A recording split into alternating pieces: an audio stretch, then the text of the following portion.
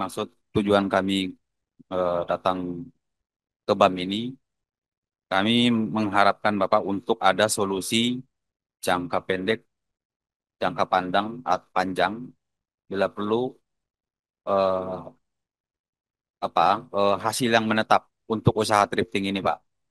Jadi selama ini usaha thrifting ini diidentikan mengganggu UMKM di Indonesia. Jadi kami perlu garis bawahi, Pak, bahwa thrifting ini juga bagian dari UMKM. Kami itu termasuk pelaku-pelaku UMKM. Kalau dibilang thrifting ini jadi yang merusak UMKM, sebenarnya pasarnya beda, Pak.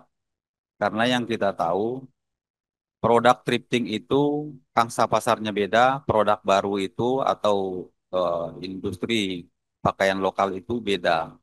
Jadi kenapa sekarang digandrungi thrifting ini? Karena thrifting ini memang di samping harganya murah, kualitasnya juga bagus. Nah, jadi itu yang membuat thrifting ini jadi menarik. Nah, sekarang kenapa dibilang membunuh UMKM? Sebenarnya bukan thrifting yang membunuh UMKM, tapi lebih kepada pakaian-pakaian impor Cina yang hampir menguasai kurang lebih 80% pangsa pasar di Indonesia. Jadi bukan thrifting Bapak yang sebenarnya merusak UMKM itu. Jadi kita punya data bahwa 80% lebih itu adalah produk Cina, sekian persen itu adalah produk dari eh, apa namanya?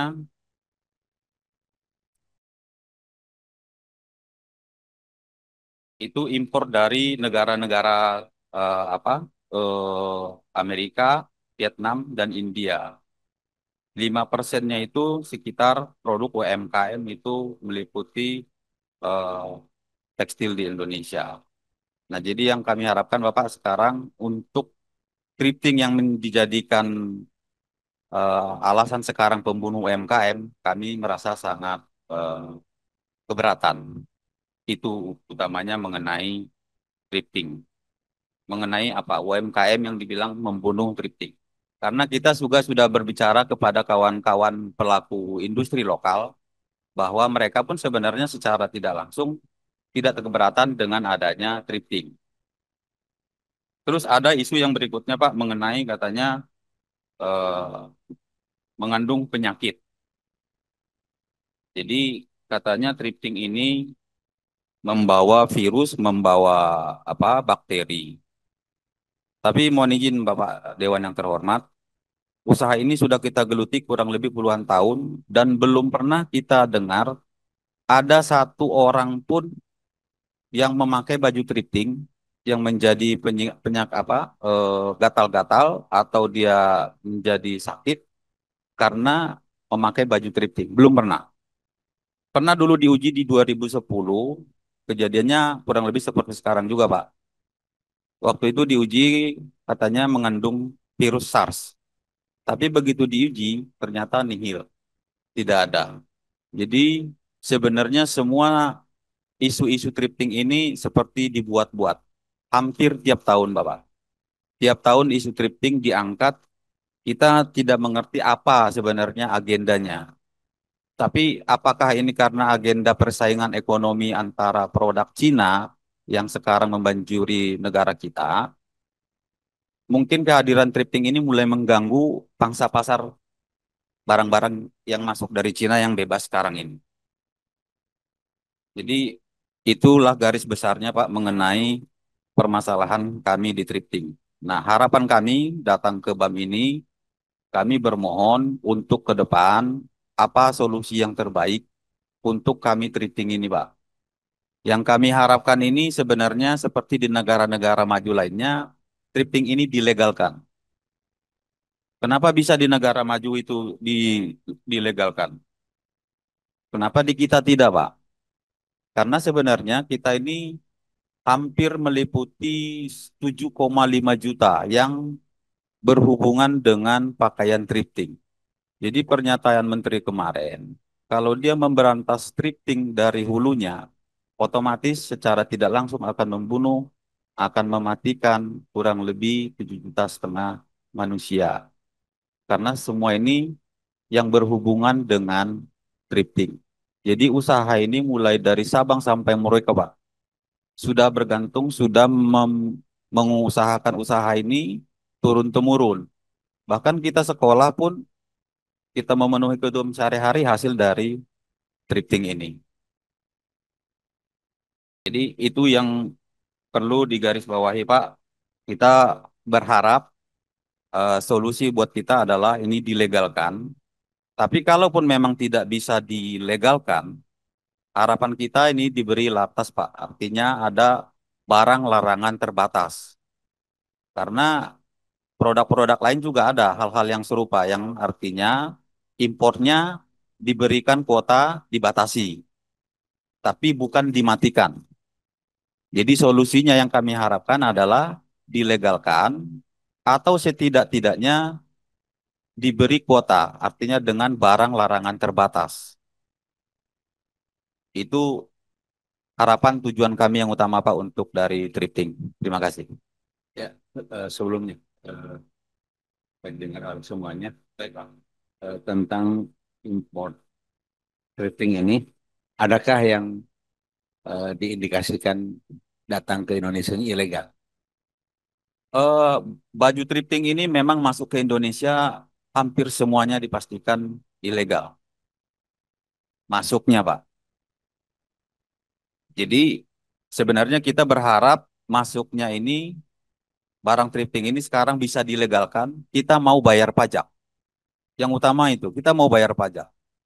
Karena selama ini, Pak, masuknya barang ini secara ilegal ke Indonesia itu hampir ratusan miliar setiap bulan.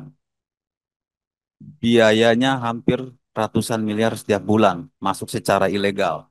Jatuhnya ke oknum-oknum.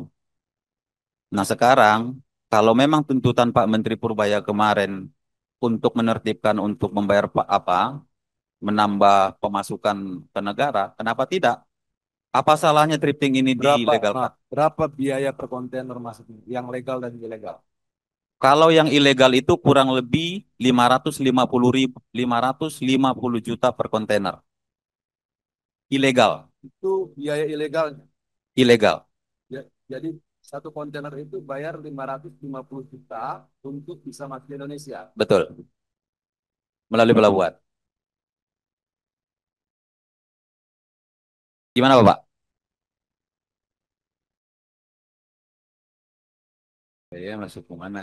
Biaya masuk ke mana?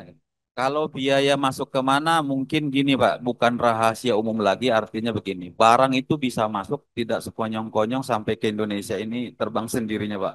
Artinya ada yang memfasilitasi. Kami ini sebenarnya korban Oh, Pak, para gini pedagang. aja. Jadi 550 juta itu ke fasilitator gitu ya? Oknum Pak, Oknum, ke oknum. oknum fasilitator gitu. Ada yang memfasilitasi. Oke, oke, kita cukup. Siap, Lebih murah mana, bayar pajak atau bayar oknum? bayar pajak Pak. Itu udah pasti. Karena pajak tinggal berapa persen, misalkan 10% dari nilai. Nah sekarang yang menikmati yang berpuluh-puluh tahun ini adalah itu tadi oknum-oknum itu Pak. Makanya yang masuk ke Indonesia kurang lebih ada 100 kontainer per bulan. Itu per bulan yang ilegal. Nah artinya Pak, kita Agak pelan-pelan kalau data. kita bikin Recording in namanya progress. P3N, Pedagang Pakaian Nusantara. Ada, jadi seluruh Indonesia itu Pak. Jadi mulai dari Aceh, Medan, Palembang, Jambi, eh, Lampung, masuk ke Pulau Jawa, semua sampai ke Papua. Nggak, artinya begini Pak. Te- Kalau semisal ada asosiasinya atau bisa berkomunikasi antar ya sama pengusaha lifting asosiasi Bapak ini, kita lebih bisa melihat data itu lebih real gitu Pak. Zid. Artinya tidak meraba-raba seperti tadi 400, 500. Kalau semisal mau menyelesaikan, kita selesaikan secara menyeluruh gitu dari hulu sampai hilirnya, Pak. Artinya kalau semisal ada data yang valid, kita lebih mudah untuk apa namanya merumuskan permasalahan-permasalahan tersebut gitu.